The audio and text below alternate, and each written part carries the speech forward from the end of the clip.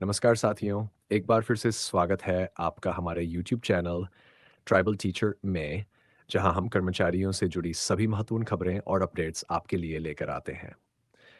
जैसा कि आप जानते हैं, हमारा उद्देश्य आपको सही समय पर अनुभवत है हर महत्वपूर्ण जानकारी देना है, ताकि आप हमेशा अपडेटेड रहें। आज का विषय बेहद महत्वपूर्ण है और ये जुड़ा है 8वें वेतन आयोग से।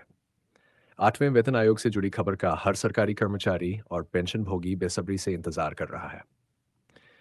इस वीडियो में हम विस्तार से चर्चा करेंगे कि 8वें वेतन आयोग की संभावनाएं क्या है, ये कब तक लागू हो सकता है और इससे कर्मचारियों के वेतन और पेंशन में क्या बदलाव हो सकते हैं। साथ ही हम ईपीएस 95 पेंशन योजना और इलाहाबाद हाई कोर्ट के हाल के फैसले पर भी बात करेंगे, जो पेंशन भोगियों के लिए राहत भरी खबर है। लेकिन दोस्तों, इससे पहले कि हम मुख्य विषय पर आएं, एक बार फिर आपसे निवेदन है कि यदि आपने अभी तक हमारे चैनल ट्राइबल टीचर को सब्सक्राइब नहीं किया है, तो कृपया इसे अभी सब्सक्राइब कर लें और बेल आइकन को ज़रूर दबा दें, ताकि आपको हमारी सभी अपडेट्स समय पर मिलती रहें। यदि आपको हमारा ये वीडियो पसंद आता है, तो इसे लाइक और शेयर करना ना भूलें। तो चलिए, बिना देरी के शुरू करते हैं आज की खास चर्चा। 8वें वेतन आयोग की बड़ी खबर। 8वें वेतन आयोग की खबरें हम मानेंगे तो पिछले कुछ समय से मीडिया और सरकारी कर्मचारियों के बीच चर्चा का विषय बनी हुई है।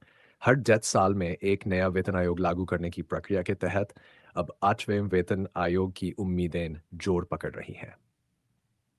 जैसा कि आप जानते हैं, 7वां वेतन आयोग वर्ष 2027 में लागू हुआ था और उसके बाद से कर्मचारियों को उम्मीद थी कि 2026 के आसपास 8वां वेतन आयोग लागू होगा।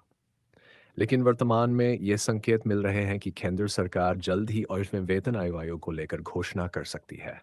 हालांकि अब तक इस पर कोई आधिकारिक घोषणा नहीं की गई है, लेकिन सूत्रों के अनुसार जल्द ही इसका गठन हो सकता है और अगले कुछ महीनों में इस पर अधिक ठोस खबर मिल सकती है। सरकार की ओर से इस आयोग के गठन के लिए कुछ महत्वपूर्ण बैठकों की तैयारी हो रही है, जिसमें कर्मचारियों की वर्तमान वित्तीय स्थिति, महंगाई और अन्य कारकों को ध्यान में रखते हुए वेतन सुधार की संभावना जताई जा रही है। न्यूनतम वेतन एट्रा न्यूनतम वेतन और पेंशन में बदलाव। 8वें वेतन आयोग की सबसे बड़ी विशेषता यह होगी कि इससे केंद्रीय कर्मचारियों के न्यूनतम वेतन में उल्लेखनीय बढ़ोतरी होने की संभावना है। वर्तमान में केंद्र सरकार के कर्मचारियों का न्यूनतम वेतन 65 रुपये है, जो 7वें वेतन आयोग के तहत निर्धारित किया गया था। लेकिन यदि 8वां वेतन आयोग लागू होता है, तो सूत्रों के अनुसार ये न्यूनतम वेतन बढ़कर 556 रुपये तक हो सकता है, जो कि लगभग 90% की बढ़ोतरी होगी। सिर्फ कर्मचारियों के वेतन में ही नहीं, बल्कि पेंशन भोगियों के लिए भी यह आयोग महत्वपूर्ण साबित हो सकता है। यदि ये सिफारिशें लागू होती हैं, तो पेंशन भोगियों को भी न्यूनतम पेंशन ₹1,230 मिलेगी, जो वर्तमान में मिलने वाली न्यूनतम पेंशन से काफ़ी अधिक होगी। इस बढ़ोतरी से पेंशन भोगियों को महंगाई और जीवन यापन की बढ़ती लागत से निपटने में काफ़ी मदद मिलेगी। हैशटैग आयोग की सिफारिशें और संभावित लागू करने की तिथि। 8वें वेतन आयोग की सिफारिशें कब लागू होंगी, इस पर अभी कोई आधिकारिक तिथि घोषित नहीं की गई है। लेकिन कुछ रिपोर्ट्स और विशेषज्ञों के अनुसार केंद्र सरकार अगले वित्तीय वर्ष में संभवतः में तक इस आयोग की सिफारिशों को लागू कर सकती है। ये उम्मीद की जा रही है कि सरकार इस संबंध में आगामी वित्तीय बजट में घोषणा कर सकती है, जिससे कर्मचारी और पेंशन भोगियों को एक स्पष्ट दिशा मिल सकेगी। 7वें वेतन आयोग को लागू करने में कुल 8 महीने का समय लगा था और ये संभावना जताई जा रही है कि 8वें वेतन आयोग को भी इसी प्रकार चरणबद्ध तरीके से लागू किया जाएगा। 7वें वेतन आयोग ने कर्मचारियों के वेतन और पेंशन में महत्वपूर्ण सुधार किया था और इसी प्रकार की उम्मीदें अब 8वें वेतन आयोग से भी की जा रही हैं। EPS 95 pension. पेंशन भोगियों के लिए राहत की खबर अब बात करते हैं। EPS 95 employees pension scheme 19 pension योजना की, जो विशेष रूप से प्राइवेट सेक्टर के कर्मचारियों के लिए है। इस योजना के तहत पेंशन भोगियों को एक निश्चित न्यूनतम पेंशन दी जाती है। हालांकि इस योजना के तहत कई पेंशन भोगियों ने शिकायत की है कि उनकी पेंशन बहुत कम है और उन्हें आर्थिक तंगी का सामना करना पड़ रहा है।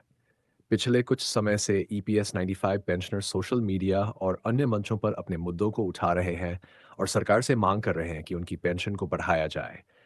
उनका कहना है कि महंगाई और बढ़ती जीवन यापन की लागत को देखते हुए उनकी पेंशन को संशोधित किया जाना चाहिए।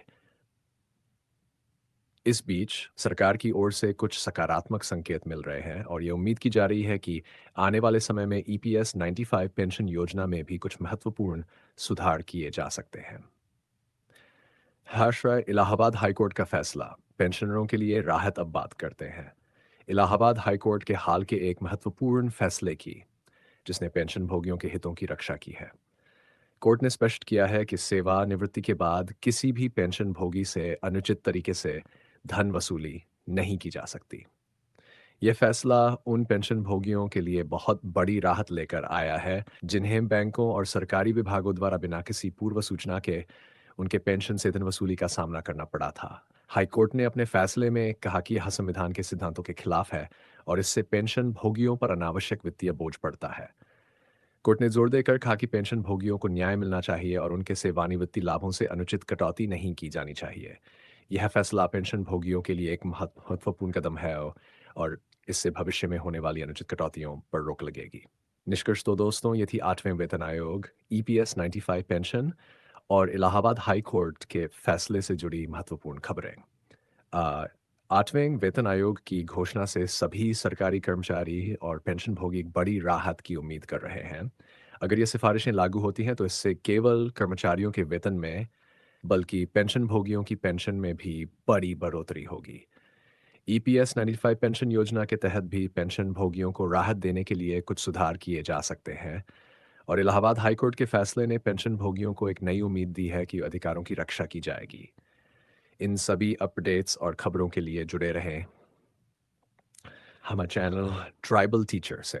अगर आपको ये जानकारी उपयोगी लगी हो तो कृपया इसे लाइक और शेयर करें और हमारे चैनल को सब्सक्राइब करना न भूलें ताकि आपको हर नई जानकारी सबसे पहले मिल सके। धन्यवाद और मिलते हैं अगले वीडियो में नई और महत्वपूर्ण जानकारी के साथ।